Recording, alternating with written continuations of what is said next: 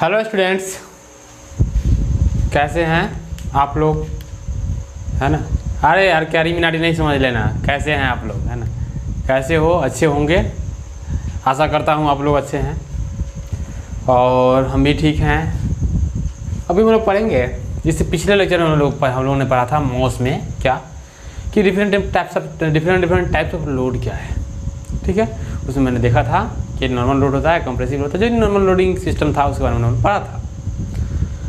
Students, आज की जो बात है उसमें हम लोग स्ट्रेस के बारे में जानेंगे, है ना। और स्टूडेंट्स, बात ये होती है कि इससे पहले भी हम लोग स्ट्रेस से मिल चुके हैं, है ना। मॉडुलस ऑफ इलास्टिसिटी से मिल चुके हैं, सेमेस्टर सेकेंड में मिले होंगे, कोई बच्चे होंगे जो सेमेस्टर फर्स्ट में मिले होंगे, लेकिन मुलाकात तो हो चुकी है। किससे मुलाकात हो चुकी है? स्ट्रेस से, स्ट्रेन से, मॉडुलस ऑफ इलास्टिसिटी से मुलाकात हो चुकी है। लेकिन फिर से हम इसके साथ मिलते हैं और थोड़ा सा इस चीज़ को बड़े पैमाने पर समझते हैं कि आखिरकार ये स्ट्रेस क्या है, ठीक है स्टूडेंट्स। तो स्ट्रेस को समझने के लिए क्या करते हैं, अभी हम एक फिगर बनाएंगे और इस फिगर में आपको समझ में आ जाएगा कि स्ट्रेस क्या चीज़ है, आखिरकार ये किस चिड़िया का नाम है ना। और जो चिड़िया है स्ट्रेस नाम की, वो क्या है? देखिए स्टूडेंट्स, अब इससे पहले आप लोग बहुत कुछ जान चुके हैं लोडिंग कंडीशन के बारे में, ठीक है। मान चलिए स्टूडेंट्स, ये कोई बॉडी है, ठीक है, और इस बॉडी में हम लोग कोई टेंसाइल लोड लगा रहे हैं। ये लोड P है, ये भी लोड P है ना। ये कोई बॉडी था, इस पर हम लोग क्या लगा रहे थे? टेंसाइल लोड लगा रहे थे, ठीक है। तो मेरे प्रिय छात्रों एवं छात्राओं, यहाँ पर क्या होगा, थोड़ा सा हम लोग एक केस स्टडी करते हैं। क्या केस स्टडी? मान चलिए ये जो लोड लग रहा है और इस विशेष ऑब्जेक्ट के अंदर हम एक क्रॉस सेक्शन लेते हैं यहाँ पर, ठीक है। क्या क्या कर रहा हूँ मैं? यहाँ पर काट रहा हूँ इस चीज़ को, है ना। हम इसमें काट रहे हैं इसको, ठीक है। थोड़ा सा अगर काटने के बाद दोनों को हम सेपरेट करना चाहे तो क्या होगा? जैसे कि ये काटने के बाद कुछ इस प्रकार का बॉडी बनेगा। काटेंगे तो क्या क्या निकलेगा? हमको काटेंगे तो हमको निकलेगा एक ये पार्ट, है ना, जिसमें फोर्स P लगता हुआ प्रतीत होगा, और दूसरा ये पार्ट, ठीक है, जिसमें ये फोर्स P लगता हुआ प्रतीत होगा। देखिए, आज स्ट्रेस समझ में आ जाएगी आपको, है ना। आप इस चीज़ को ध्यान से देखना है आपको, है ना। डियर स्टूडेंट्स, अगर आप इस सेक्शन को कंसीडर करें, है ना, तो क्या होगा? देखिए, ये हम इसको 1 दे देते हैं और ये देते हैं 2, ठीक है। तो ये 1 हो जाएगा और ये सेकेंड हो जाएगा। तो क्या होगा अगर इसको इसमें हम P लोड से इसको खींचे इधर, है ना, P लोड से इसको खींचे इधर, तो क्या होगा? इस बॉडी को इक्विलिब्रियम में रहने के लिए, है ना, इस यहाँ का जो फाइबर होगा, यहाँ का जो क्रॉस सेक्शन होगा, इसके इस फोर्स के, है ना, रिएक्शन लगाएगा। इस फोर्स से क्या करेगा? इस फोर्स का रिएक्शन फोर्स लगाएगा। किधर लगाएगा? अगर ये इधर लग रहा है तो इसका फाइबर इधर लगेगा, है ना। मतलब ये कि आप इस एलिमेंट्री बॉडी नंबर 1 को एज्यूम करो, और जब आप ये देखो कि अब मान चलिए ये जो क्रॉस सेक्शन है, यहाँ से बॉडी अगर अलग हो रहा है, अगर अलग देख रहे हैं, तो हमको देखने से पता चलता है कि ये फोर्स अगर P इधर लग रहा है तो इस P के इक्वल ही ये सारा रिएक्शन होगा, है ना। इस P के इक्वल ही लगने वाला ये सारा रिएक्शन होगा, जो कि किधर लगेगा? इधर लगेगा, ठीक है, इसके जस्ट अपोजिट डायरेक्शन। सिमिलरली इस पार्ट को कंसीडर करो तो ये इधर लग रहा है, दैट इज इसका जो रिएक्शन होगा, है ना, रिजल्टेंट रिएक्शन, वो किधर होगा? इधर होगा, और ये हो जाएगा क्या? P इधर की तरफ, है ना। आप क्या एक चीज़ समझ पा रहे हैं? या आप यहाँ पर आप देख रहे होंगे कि ये जो फाइबर, ये जो क्रॉस सेक्शन था, ये क्रॉस सेक्शन, है ना, ये क्रॉस सेक्शन जो था, है ना, और ये क्रॉस सेक्शन जो था, आप दोनों क्रॉस सेक्शन को मर्ज करोगे तो कुछ इसी प्रकार का ये फिगर मिलेगा।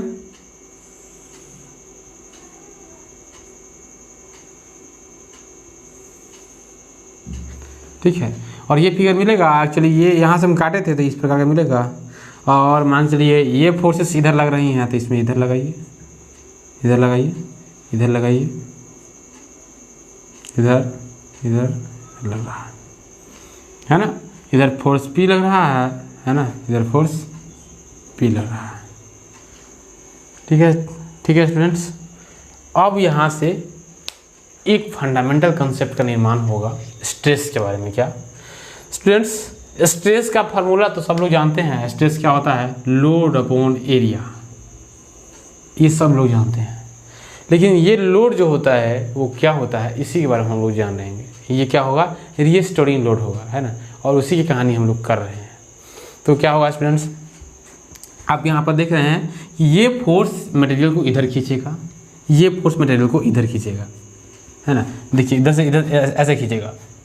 तो इस मटेरियल का कोई एलिमेंट्री स्ट्रिप ऐसा जरूर होगा, इसमें एलिमेंट्री सिर्फ यही स्ट्रिप ऐसा नहीं होगा, इसमें इस बॉडी के अंतर्गत बहुत सारा स्ट्रिप ऐसा होगा। वो क्या करेगा, है ना, ये अपने अंदर होने वाले, है ना, खिंचाव का विरोध करेगा।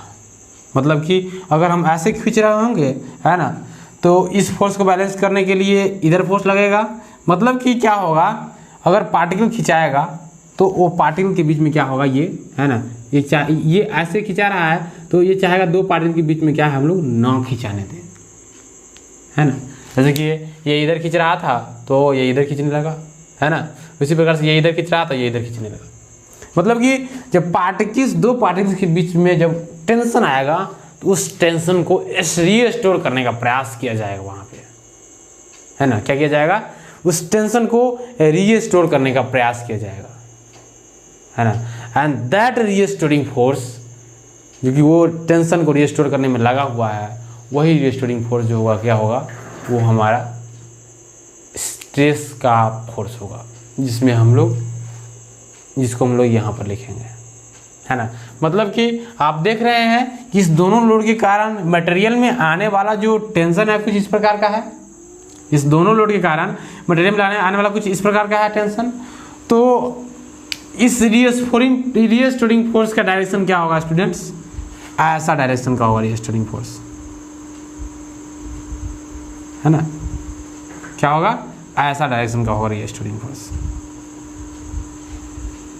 मतलब कि ये जो फोर्स आपको लग रहे हैं, आपको ये तो इफेक्ट फोर्स का इफेक्ट है, लेकिन अब ये चाहेगा कि ये बॉडी का तो इंटरनल प्रॉपर्टी हुआ क्या, कि अपने दो पार्टिकल्स के बीच में अट्रैक्शन होगा उसका। तो दो पार्टिकल्स के बीच में जो अट्रैक्शन फोर्स होगा उसको हम लोग दिखाएंगे कैसे। तो उसका जो साइन होगा स्टूडेंट्स क्या हो जाएगा? ऐसा हो जाएगा कुछ, है ना, ऐसा हो जाएगा। उसका जो साइन हो जाएगा, मतलब कि अगर रीस्टोरिंग फोर्स के साइन के बारे में चर्चा करें तो ये साइन हो जाएगा रीस्टोरिंग फोर्स का।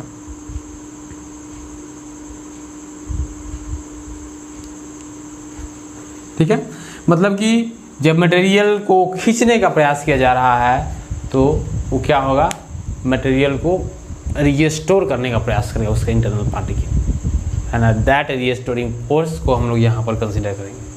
ठीक है, तो स्ट्रेस क्या होता है स्टूडेंट्स? स्ट्रेस कोई मटेरियल आपस में फील करता है ना। स्ट्रेस क्या होता है? कोई मटेरियल अपने इंटरनल बॉडी में फील करता है, महसूस करता है जब आप उसको किसी लोडिंग से सब्जेक्टेड करो। यहाँ पर लोडिंग टेंसाइल था और हो सकता था कभी लोडिंग कंप्रेसिव के नेचर का भी हो। ठीक है, तो कंप्रेसिव नेचर मतलब कि जब लोडिंग इस प्रकार से दो पार्टिकल्स को दबाने का प्रयास करेगा तो उसका जो रीस्टोरिंग सिस्टम हुआ क्या, दो पार्टिकल्स को बैलेंस करने का प्रयास करेगा, है ना। तो स्ट्रेस के बारे में कुछ लिखना चाहे तो क्या स्टूडेंट क्या लिखेंगे, है ना। तो हम इसको भी मिटाते हैं, उसके बाद हम लोग स्ट्रेस के बारे में लिखेंगे। किसके बारे में लिखेंगे स्टूडेंट्स? स्ट्रेस के बारे में।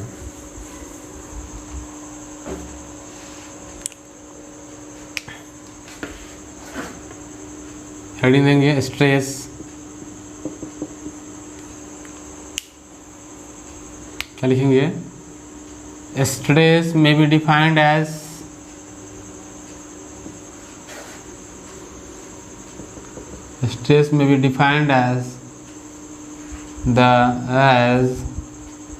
the ratio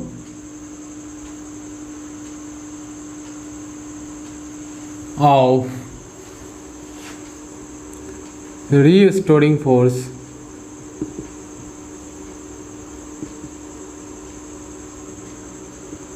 and क्रॉस यानी क्रॉस सेक्शनल एरिया लिखिए एंड क्रॉस सेक्शनल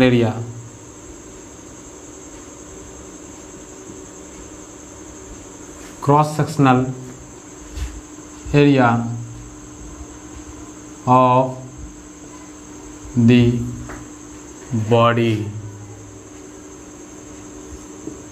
ठीक है, ये स्ट्रेस होगा।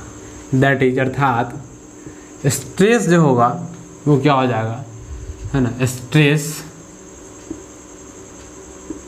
इसको हम लोग किससे डिनोट करते हैं स्टूडेंट्स, सिग्मा से डिनोट करते हैं, है ना। स्ट्रेस सिग्मा इक्वल्स टू, है ना, रीस्टोरिंग फोर्स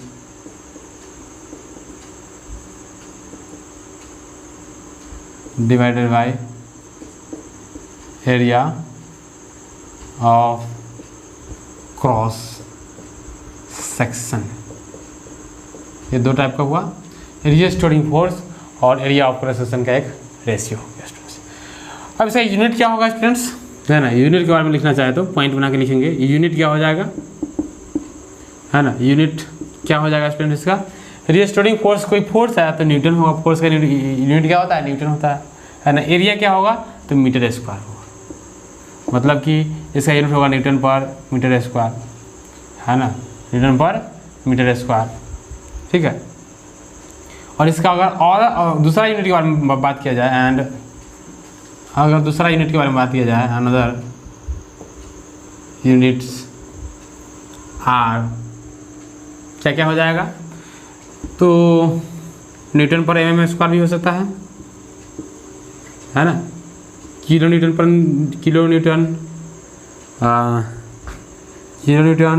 मीटर स्क्वायर हो सकता है ना, और एटसेट्रा कर दीजिए, है ना। तो इस प्रकार से न्यूटन पर मीटर स्क्वायर, न्यूटन पर एम स्क्वायर, किलो न्यूटन पर मीटर स्क्वायर, ये हो गया। ये जो साइन है स्टूडेंट्स, है ना, ये जो साइन, इसको भी पॉइंट बना के अगर इसका नाम लिखना चाहे तो लिख सकते हैं, है ना। दैट इज डिनोटेड बाय,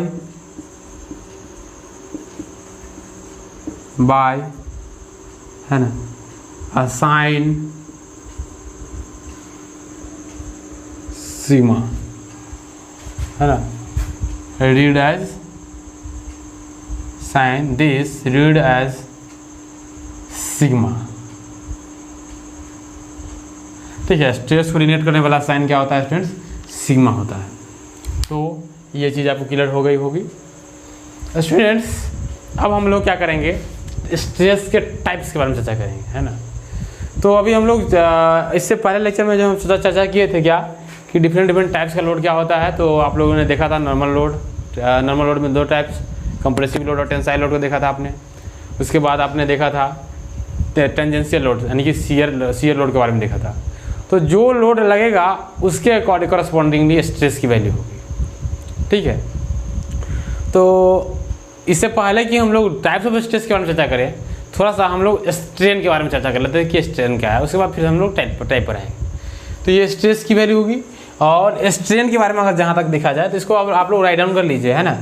इसको हम थोड़ा सा इरेज करेंगे। अभी स्ट्रेन के बारे में देखा जाए तो क्या होगा, थोड़ा सा स्ट्रेन के बारे में जान लेते हैं, उसके बाद टाइप पर आएंगे इसके।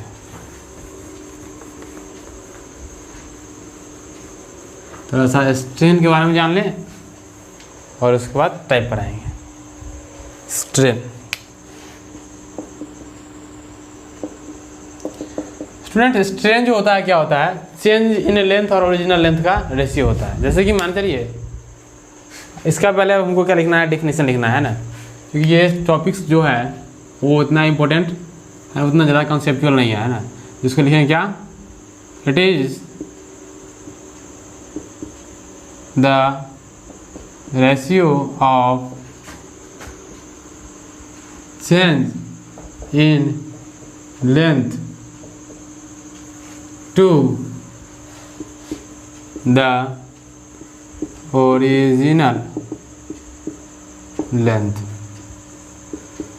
चेंज इन लेंथ और ओरिजिनल लेंथ का क्या होता है, एक रेशियो होता है डिस्टेंस, है ना। तो इसको समझने के लिए क्या करते हैं हम लोग, एक फिगर बनाएंगे। मान चलते हैं ये क्या है, कोई बॉडी है और जो कि लोड कुछ इस प्रकार से सब्जेक्टेड है, पी लोड से सब्जेक्टेड है। जब लग रहा है पी, टेंसाइल नेचर का पी लग रहा है, तो होगा क्या स्टूडेंट्स, जब ये लोड लगाएंगे तो क्या होगा, इसमें कुछ इस प्रकार का डिफॉर्मेशन आ जाएगा,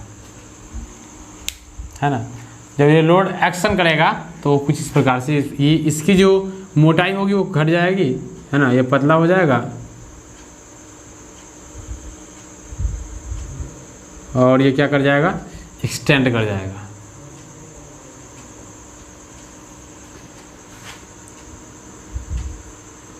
इसको आप डॉटेड लाइन से बनाएं,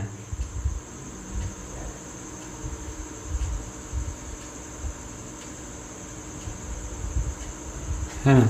तो इसको आप डॉटेड लाइन से बनाओगे तो कैसे हो जाएगा, ये हो गया। सीधा सीधा फिगर बनाना चाहिए और इस प्रकार से इसकी जो मोटाई है वो कम रही है, ठीक है। मतलब कि अगर इसका लेंथ पहले यहाँ से यहाँ तक L था, तो अब इसका जो लेंथ हो जाएगा क्या हो जाएगा, L प्लस डेल L हो जाएगा। क्या हो जाएगा, L प्लस डेल L, इसको बोलते हैं क्या, डेल बोलते हैं, है ना। तो L प्लस डेल L हो जाएगा, मतलब कि कुछ ना कुछ लेंथ में इंक्रीमेंट हो जाएगा। ये लोड के एक्शन के बाद, लोड के एक्शन के बाद क्या हो जाएगा, L प्लस डेल L इसका लेंथ हो जाएगा। क्योंकि लोड जब एक्ट करेगा तो कुछ ना कुछ डिफॉर्मेशन होगा और डिफॉर्मेशन के कारण क्या हो जाएगा, इसका लेंथ बढ़ जाएगा। तो एक इसका लेंथ जो हो गया L प्लस डेल L हो गया, ठीक है। तो स्टूडेंट्स हम लोग भी बात कर रहे थे कि स्ट्रेन क्या होगा, स्ट्रेन के बारे में। तो अब यहाँ देखिए, स्ट्रेन इक्वल टू, स्ट्रेन क्या था, change in length upon original length, है ना। क्या हो जाएगा, चेंज इन लेंथ बटा में ओरिजिनल लेंथ। ओरिजिनल लेंथ कहिए या फिर एक्चुअल कहिए, ओरिजिनल या फिर एक्चुअल लेंथ, ठीक है।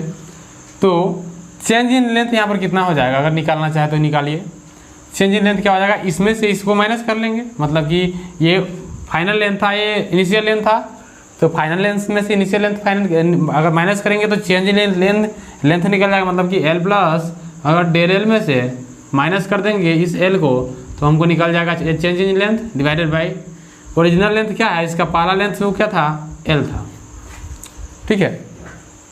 तो change in length upon original length हो गया। अब है क्या करेंगे स्टूडेंट्स, अगर इसको आगे बढ़ाएंगे तो क्या हो जाएगा, ये L से ये L कैंसिल हो जाएगा, ठीक है, बच जाएगा डेल L। तो हम यहाँ पर लिखेंगे विच इम्प्लाइज स्ट्रेन,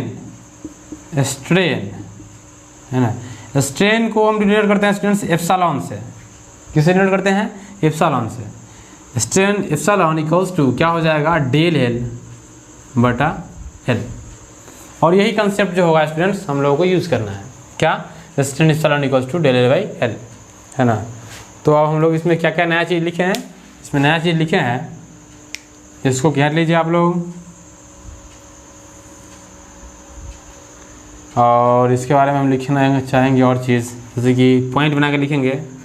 स्ट्रेन का यूनिट क्या हो जाएगा, स्ट्रेन का अगर यूनिट के बारे में चर्चा करना चाहे तो क्या होगा, यूनिट इक्वल्स टू, है ना, ये लेंथ है ना, तो लेंथ का मीटर होगा, चेंज इन लेंथ एक प्रकार मीटर है, चेंज इन लेंथ एक प्रकार लेंथ ही होगा, तो उसका यूनिट मीटर हो गया, डिवाइडेड बाय ये भी लेंथ, नीचे भी एक प्रकार का लेंथ है तो भी मीटर हो जाएगा, और मीटर से मीटर कैंसिल हो जाएगा 1 टाइम्स, तो हो जाएगा यूनिटलेस क्वांटिटी।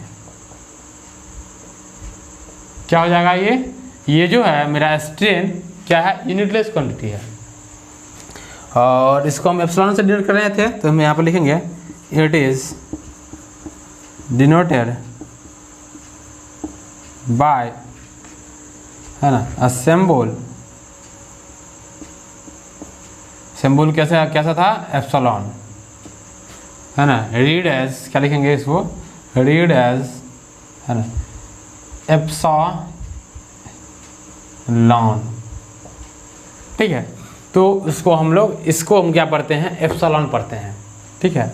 ये डेल एल है, डेल, इसको क्या पढ़ते हैं, इसको पढ़ते हैं, इसको मतलब कि अगर मान लीजिए इसको लिखना चाहिए तो आप राइट साइड में लिख सकते हैं, इसको पढ़ते हैं हम लोग डेल, क्या पढ़ते हैं, डेल पढ़ते हैं, ठीक है। उसको राइट साइड में आप लोग पढ़ने के लिए लिख सकते हैं। तो इस प्रकार से ये स्ट्रेन की बात आती है, ठीक है। तो हम जस्ट अभी फॉरवर्ड होंगे किस पर, टाइप ऑफ स्ट्रेस पर, है ना। उसके बाद टाइप्स ऑफ स्ट्रेन में भी चर्चा करेंगे, तो उसमें ज़्यादा कॉन्सेप्ट की जरूरत नहीं पड़ेगी। अभी हम लोग पढ़ते हैं किसके बारे में, टाइप्स ऑफ स्ट्रेस के बारे में, ठीक है। आप लोग इसको नोट कर लीजिए, है ना। तो क्या क्या सीखा आपने, अभी आपने सीखा कि जो स्ट्रेन होता है वो मेरा यूनिटलेस क्वांटिटी होता है, और उसका जो फॉर्मूला होगा वो change in length upon original length का होगा, ठीक है। और हम लोग टाइप्स ऑफ स्ट्रेस के बारे में चर्चा करेंगे। आप लोगों ने इसे पिछले लेक्चर में टाइप्स ऑफ लोड के बारे में देखा था, ठीक है। अभी हम लोग चर्चा करेंगे किसके बारे में, types of stresses, types of stresses के बारे में चर्चा करना चाहे तो क्या करेंगे, है ना। प्यारे छात्रों, आपने जितने टाइप्स के लोड पढ़े थे उतने टाइप्स के स्ट्रेसेस होंगे। मतलब कि हम अब स्ट्रेस का फ्लो डायग्राम बनाना चाहे तो इसको लिख सकते हैं स्ट्रेस। स्ट्रेस को अगर बांटना चाहे तो दो टाइप में बांट सकते हैं, है ना। पहला हो जाएगा नॉर्मल स्ट्रेस, और दूसरा हो जाएगा क्या, टेंजेंशियल स्ट्रेस,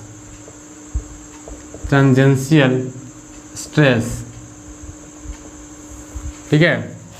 नॉर्मल स्ट्रेस क्या होगा स्टूडेंट्स, इसमें भी दो टाइप्स का होगा, है ना। एक कंप्रेसिव स्ट्रेस होगा, कंप्रेसिव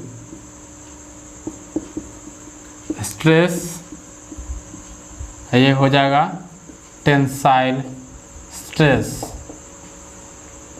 और इसमें केवल और केवल एक ही होते हैं, उसका नाम होता है शियर स्ट्रेस, ठीक है स्टूडेंट्स। अब बात आती है इन सब के बारे में हम लोग पढ़ेंगे, ठीक है। तो स्ट्रेस का ये फ्लो डायग्राम है, आप लोग जैसे लिखा हुआ है ऐसे बना लीजिए और हेडिंग लगाएंगे नॉर्मल स्ट्रेस, है ना। तो इसमें सिर्फ लिखने ही वाली बात है ना, ज़्यादा समझने वाली बात नहीं है, क्योंकि अभी आप समझेंगे। पहला हेडिंग लगाइए, क्या पहला हेडिंग लगाना है, नॉर्मल स्ट्रेस। नॉर्मल स्ट्रेस क्या होगा स्टूडेंट्स, जो स्ट्रेस नॉर्मल लोड के कारण आएगा, मतलब कि क्रॉस सेक्शन के परपेंडिकुलर लगने वाला लोड के कारण आएगा, उसको हम लोग कहेंगे नॉर्मल स्ट्रेस। जैसे मान चलिए ये कोई मार्कर था, इस मार्कर का जो ये क्रॉस सेक्शन है इसके परपेंडिकुलर कोई लोड लगेगा, परपेंडिकुलर ऐसे, जैसे कि मेरा ये है ना, ये फिंगर जो टच कर रहा है इस प्रकार से कोई लोड लगेगा तो उसको हम लोग कहेंगे नॉर्मल लोड लगेगा तो नॉर्मल लोड कहेंगे। और इस लोड के कारण इसमें जो स्ट्रेस आएगा उसको क्या कहेंगे, नॉर्मल स्ट्रेस। तो फिलहाल इसका नाम लिखा जाए नॉर्मल स्ट्रेस के बारे में, it is the stress generated by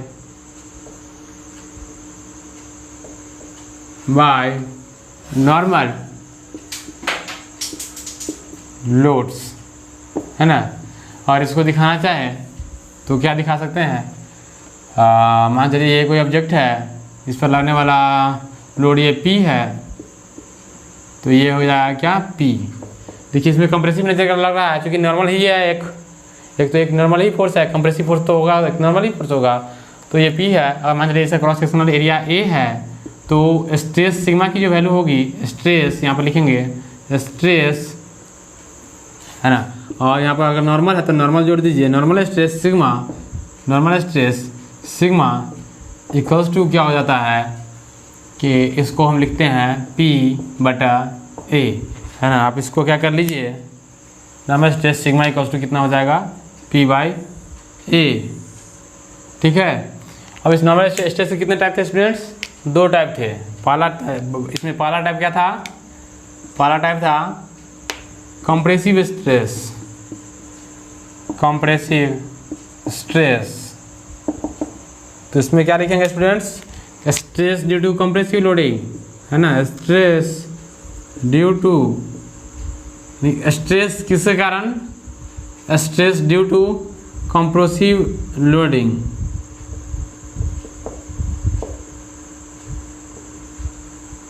है ना, इज कॉल्ड कंप्रेसिव स्ट्रेस, है ना। कंप्रेसिव स्ट्रेस हो जाएगा। दैट इज, अगर मान चलिए ये कोई बॉडी है ना, इस पर मान लीजिए कोई बॉडी है, इसमें लगने वाला ये कंप्रेसिव फोर्सेस है। ये क्या है? कंप्रेसिव फोर्सेस है। P है, ये भी P है। इस कंप्रेसिव, ये कोई बॉडी है, इसका इस पर लगने वाला एक कंप्रेसिव फोर्सेस है। और मान चलिए इसका cross sectional area capital A होगा, तो इस कंप्रेसिव फोर्स के द्वारा लगने वाला, जो जनरेट होने वाला इस बॉडी में स्ट्रेस की वैल्यू क्या होगी? वो स्ट्रेस की वैल्यू जो होगी सिग्मा, है ना। कंप्रेसिव स्ट्रेस लिखेंगे, that is compressive stress sigma equals to क्या हो जाएगा? P/A, है ना। तो बगल में एक फिगर बना लीजिएगा, नीचे लिख लीजिएगा ये compressive stress equal to P/A। Dear छात्रों एवं छात्राओं, कंप्रेसिव स्ट्रेस सिग्मा की जो वैल्यू होगी वो जो भी आएंगी तो आएंगी, लेकिन इसका यूनिट क्या होगा? यूनिट तो सेम ही रहेगा, न्यूटन पर मीटर स्क्वायर, या फिर जो भी यूनिट आएगा वो आएगा। मतलब कि इसका जो भी स्ट्रेस का यूनिट होगा वही इसका यूनिट होगा, क्योंकि ये स्ट्रेस का ही टाइप है, ठीक है। तो इसमें ज़्यादा परेशान होने की जरूरत नहीं है। तो कंप्रेसिव स्ट्रेस हो गया, इसको फिगर को बना लीजिए। नेक्स्ट था टेंसाइल स्ट्रेसेस, है ना। हेडिंग देना है टेंसाइल स्ट्रेसेस।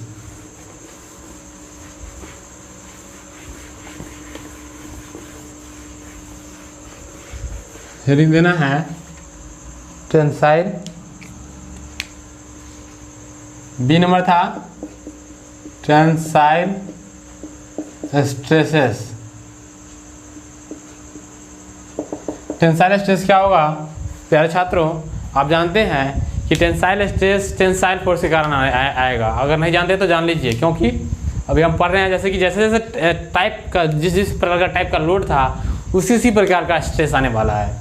तो टेंसाइल लोड पढ़ चुके हैं आप लोग, और तो टेंसाइल लोड के कारण जो स्ट्रेस जनरेट किया जाएगा उसको बोलेंगे क्या? टेंसाइल। तो इसमें लिखिए stress due to tensile load is called, क्या हो जाएगा? Tensile stress. अगर आपको कुछ लिखना है, दैट इज, मान चलिए ये कोई बॉडी है ना, इसमें टेंसाइल लोड इस प्रकार से दूर जाता हुआ लगेगा P, है ना। और तो मान चलिए इसका क्रॉस सेक्शनल एरिया जो है A है, A इक्वल्स टू क्या हो जाएगा? क्रॉस सेक्शनल एरिया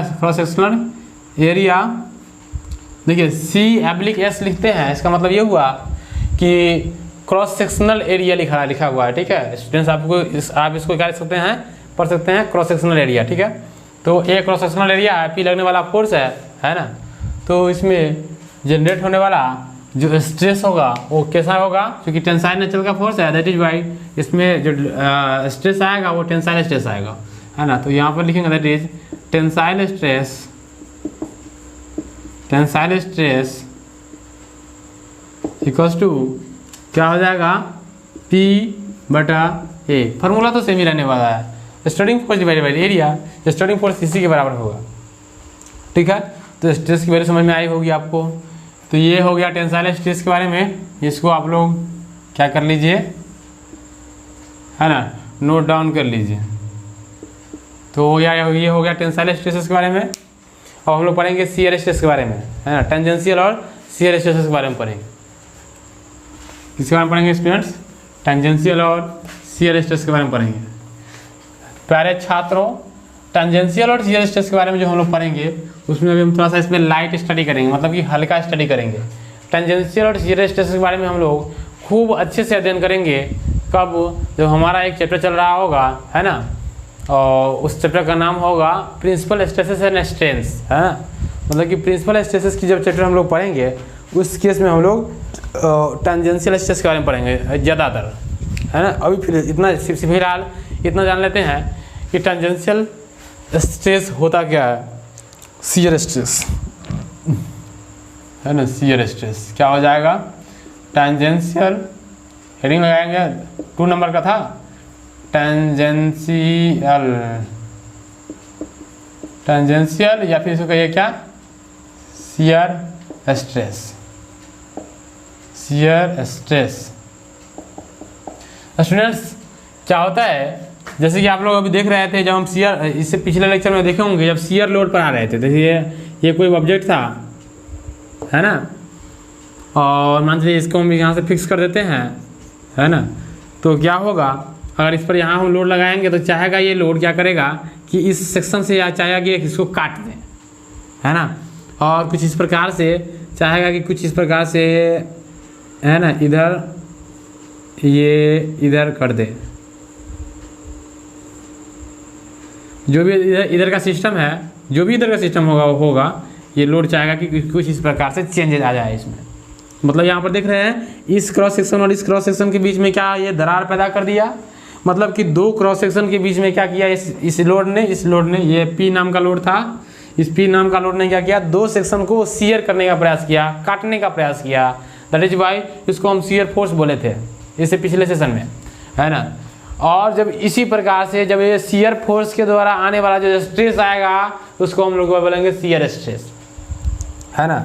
अब देखो स्टूडेंट्स, स्ट्रेस यहाँ पर कैसे आएगा, जैसे कि ये जो है ये सेक्शन, ये क्रॉस सेक्शन, दोनों क्रॉस सेक्शन है, दोनों क्रॉस सेक्शन का कुछ ना कुछ पार्टिकल होगा, और पार्टिकल जो होगा कटने के दौरान क्या करेगा, अपने आप में एक फ्रिक्शन का एक्शन लाएगा, है ना। जैसे कि समझने के लिए समझ सकते हो, जैसे मान लीजिए ये क्या है, ये मेरा कोई सॉलिड चीज़ है, मान लेते हैं ये सॉलिड है, इस पर जब फोर्स लगाएंगे तो क्या होगा, इतना आसानी से नीचे नहीं चलाएगा, मतलब ये नीचे जाने का विरोध करेगा कि नहीं करेगा? बिल्कुल नीचे जाने का विरोध करेगा।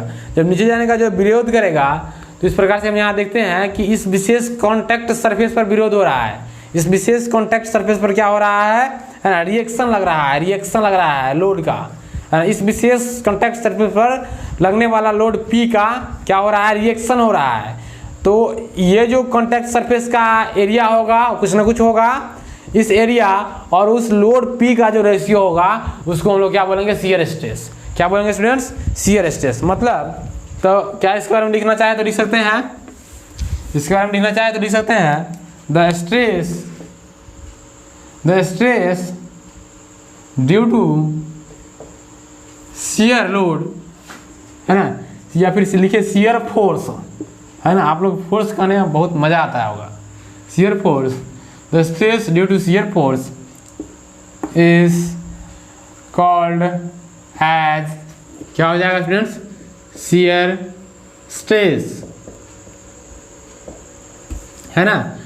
मान चलिए इसमें हम अगर समझने के लिए क्या करना चाहेंगे कि मान चलिए मानते हैं हम क्या कि ये मेरा कोई प्लेट था,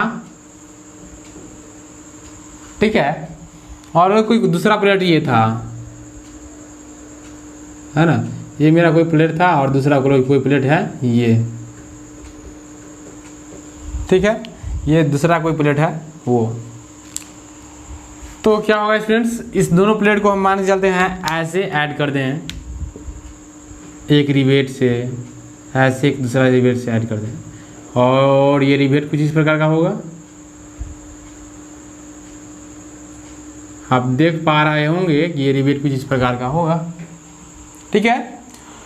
अब जब इधर फोर्स P लगेगा और इधर फोर्स P लगेगा तो क्या होगा स्टूडेंट्स, ये रिवेट यहाँ से कटने का प्रयास करेगा, यहाँ से रिवेट कटने का प्रयास करेगा और कुछ इस प्रकार से रिवेट कटेगा, मतलब कि after the action of loading कुछ इस प्रकार से ये रिवेट कटेगा। ये हो गया। इसके बाद क्या हो जाएगा स्टूडेंट्स, इसके बाद है ना, ये हो गया। मान लीजिए 2 आयरन प्लेट को आपने जोड़ा है और इस प्रकार से कुछ इधर फोर्सेस लग रही है, इधर फोर्सेस लग रही है ना, तो क्या होगा, रिवेट कटने का प्रयास करेगा। तो रिवेट कटने का जो प्रयास करेगा तो उसमें क्या बना दिया रिवेट ने, रिवेट कुछ इस प्रकार का हो जाएगा, रिवेट कुछ इस प्रकार का हो जाएगा। मतलब कि ये जो फिगर हम शो कर रहे हैं आपको, वो कुछ इस प्रकार का रिवेट हो जाएगा। आप यहाँ से देख सकते हैं, है ना।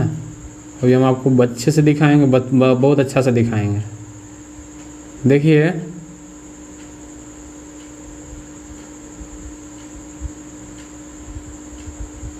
क्या हो गया स्टूडेंट्स, इस फोर्स के एक्शन के कारण ये रिवेट का जो होगा ये यहाँ से ये कट के ऐसा हो गया। तो रिवेट जो होगा, रिवेट कैसा होता है स्टूडेंट्स, एक नट की तरफ, एक बोल्ट की तरह होता है। मतलब कि एक ऐसा होगा, है ना, ठीक है। इसका जो बॉडी होगा उसका कुछ ना कुछ तो एरिया होगा ना। जैसे मान लीजिए ये रिवेट का है ना, ये बॉडी है ना, जिसको सांक बोलते हैं, है ना, लेकिन पढ़ना नहीं है आप लोगों को। ये रिवेट है, इसका ये बॉडी है। तो इस रिवेट का अपना क्रॉस सेक्शनल एरिया है ना, कहीं ना कहीं अगर रिवेट को देखा जाए तो रिवेट कुछ इस प्रकार का था, है ना। ये कैसा था रिवेट, कुछ इस प्रकार का था।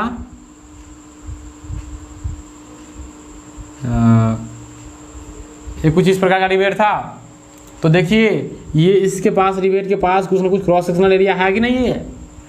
मान लीजिए सर्कुलर क्रॉस सेक्शनल एरिया है, जिसका क्रॉस सेक्शनल एरिया कितना है, ए है ना। इस रिवेट को हम लोग देख रहे हैं, ठीक है। और इस पर लगने वाला फोर्स कुछ इस प्रकार से लग रहा था, इधर पी लग रहा था और मान चलते हैं इधर भी पी लग रहा था। तो क्या हो रहा था, इस पी के लगने के कारण ये जो रिवेट यहाँ से कट रहा था, उसका क्रॉस सेक्शनल एरिया ए था, है ना। तो उसमें अब यहाँ पर देख लीजिए स्टूडेंट्स कि इसमें क्या हो जाएगा, शियर स्ट्रेस। तो शियर स्ट्रेस की वैल्यू होगी, यहाँ से लिखेंगे शियर स्ट्रेस, शियर स्ट्रेस।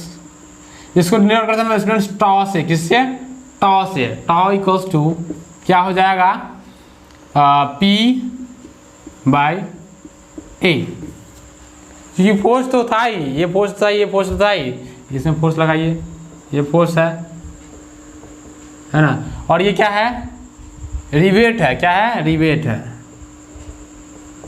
तो रिवेट में आप देख रहे हैं कि फोर्स कैसे लग रहा है ना। ये तीनों फिगर बनाइएगा ताकि आपको ज़्यादा समझ में आए। तो इस रिवेट में क्या लग रहा है, ऐसे फोर्स लग रहा है जिसके कारण ये रिवेट यहाँ से टूट रहा है, ये वाला रिवेट जो है ये यहाँ से टूट रहा है। And that is why the ratio of P and A is known as shear stress. तो क्या हो जाएगा, shear stress equal tau equals to P by A. आया समझ में स्टूडेंट्स। ये सारे स्ट्रेसेस हैं। इन सारे स्ट्रेसेस के अलावा हम आपको और स्ट्रेसेस पढ़ाएंगे, है ना। इन स्ट्रेसेस भी पढ़ाएंगे, अल्टीमेट स्ट्रेस पढ़ाएंगे, है ना। थोड़ा सा हम लोग अभी एक और चर्चा करते हैं कि आखिरकार स्ट्रेस और स्ट्रेंथ में क्या डिफरेंस है। कहते हैं ना कि ये चीज़ इतना मजबूत है, और यहाँ भी तो वही बात हो रही है, क्योंकि जितना रिस्टोर करने का प्रयास करेगा उसी प्रकार से उसकी वैल्यू स्ट्रेस की होगी। जो ज़्यादा रिस्टोर करेगा तो ज़्यादा स्ट्रेस की वैल्यू होगी। जिसका रिस्टोरिंग फोर्स ज़्यादा होगा उसके पास उसमें स्ट्रेस ज़्यादा होगा, है ना। आप यहाँ से देख सकते हैं जिसका रिस्टोरिंग फोर्स ज़्यादा होगा, मतलब कि P की वैल्यू P बाई ए था, जस्ट इसको एनालाइज कर रहे हैं, P बाई ए था, इसकी वैल्यू ज़्यादा होगी तो टोटल वैल्यू ज़्यादा होगी कि नहीं ज़्यादा होगी, टोटल वैल्यू ज़्यादा हो जाएगी। इसकी वैल्यू कम होगी तो टोटल वैल्यू कम हो जाएगी। मतलब ये कि जिसका रिस्टोरिंग फोर्स ज़्यादा रहेगा उसमें ज़्यादा स्ट्रेस आएगा, ठीक है। लेकिन अब हम लोग चर्चा क्या कर रहे हैं, स्ट्रेस और स्ट्रेंथ में क्या डिफरेंस है। डिफरेंस है स्टूडेंट्स, क्या है, देखिए स्ट्रेंथ जो होती है किसी चीज़ की मैक्सिमम वैल्यू होती है, किसी चीज़ नहीं, किसी स्ट्रेस की मैक्सिमम वैल्यू होती है, उसको बोलते हैं हम स्ट्रेंथ बोलते हैं। क्या बोलते हैं, स्ट्रेंथ। ऐसे मान चलिए कि कोई बॉडी है, मान चलिए मार्कर है, इस मार्कर का है ना लिमिट है कि इस मार्कर में अगर हम 20 मेगापास्कल का स्ट्रेस लगाएंगे तो ये मार्कर टूट जाएगा। 20 मेगापास्कल इसकी लिमिट है, दैट इज वाई 20 मेगापास्कल इसका स्ट्रेंथ हो गया। लेकिन इस मार्कर को हम 20 मेगापास्कल इसका कैपेसिटी है, लेकिन 16 मेगापास्कल भी लगा सकते हैं, 15 मेगापास्कल भी लगा सकते हैं, 10 मेगापास्कल भी लगा सकते हैं। तो ये सब टिपिकल स्ट्रेस की वैल्यू होगी। क्या होगी? स्ट्रेस की वैल्यू होगी, ना कि स्ट्रेंथ होगा उसका। स्ट्रेंथ क्या होता है स्टूडेंट्स? स्ट्रेंथ किसी स्ट्रेस का मैक्सिमम वैल्यू होता है जो कि वो बॉडी सस्टेन कर सकता है, वो बॉडी ले सकता है। तो यहाँ से टाइप्स ऑफ स्ट्रेस के बारे में आपको क्लियर हुआ होगा कि डिफरेंट टाइप्स का स्ट्रेस क्या होता है ना। आने वाले लेक्चर्स में हम लोग डिफरेंट टाइप्स के स्ट्रेन के बारे में भी चर्चा करेंगे, और उसके बाद हम लोग हुक्स लॉ के बारे में चर्चा करेंगे। ठीक है, हुक्स लॉ चर्चा करेंगे, और हुक्स लॉ चर्चा करने के बाद हम लोग पढ़ेंगे माइल्ड स्टील का स्ट्रेस स्ट्रेन डायग्राम, और बहुत ही मज़ेदार है, बहुत ही रोचक है ना, पढ़ने में बहुत मज़ा आएगा। ये सब चीज़ें हैं स्टूडेंट्स, ये सब चीज़ें बेसिक कंसेप्ट हैं। क्या है? बेसिक कंसेप्ट है, जिसके पहिए के बिना आपकी मैकेनिक्स ऑफ सॉलिड नाम की गाड़ी नहीं चलने वाली है। ठीक है स्टूडेंट्स, मैकेनिक्स ऑफ सॉलिड नाम की गाड़ी नहीं चलने वाली है इस पहिए के बिना। इसीलिए आपके पास इन सारी कंसेप्ट्स का होना बहुत ज़रूरी है ना। कंडीशनल जो प्रॉब्लम आते हैं जिसमें डिफरेंट कंडीशन दिया हुआ रहता है ना, तो उसमें क्या हो जाता है स्टूडेंट कंफ्यूज कर जाते हैं अगर उनको ये पता नहीं होता कि स्ट्रेस और स्ट्रेंथ में क्या डिफरेंस है, तो है ना। इसलिए आप क्या कीजिए, हम लोग के साथ बने रहिए, है ना। और स्टूडेंट्स अभी जो है ज़्यादा इधर से उधर नहीं करना है, मतलब ये कि अभी अपने घर पर रहिए, जहाँ भी रहते हैं सेफ रहिए। अच्छा, आप लोगों में से बहुत सारे बच्चे ऐसे होते हैं जो हमारे चैनल पे आते तो हैं लेकिन सब्सक्राइब नहीं करते हैं, चले जाते हैं, है ना। मेरा चैनल का जो इंटरनल फीडबैक है वो कहता है कि 50% जो सब बच्चे आते हैं देखने के लिए लेक्चर, वो बिना सब्सक्राइब करके चले जाते हैं, है ना। 50% ही बच्चे सब्सक्राइब करते हैं। तो आपसे निवेदन है कि आप सब्सक्राइब कीजिए चैनल को, ताकि हमको एक विशेष उत्साह मिले आपको पढ़ाने की। ठीक है, ये बात तो है ही।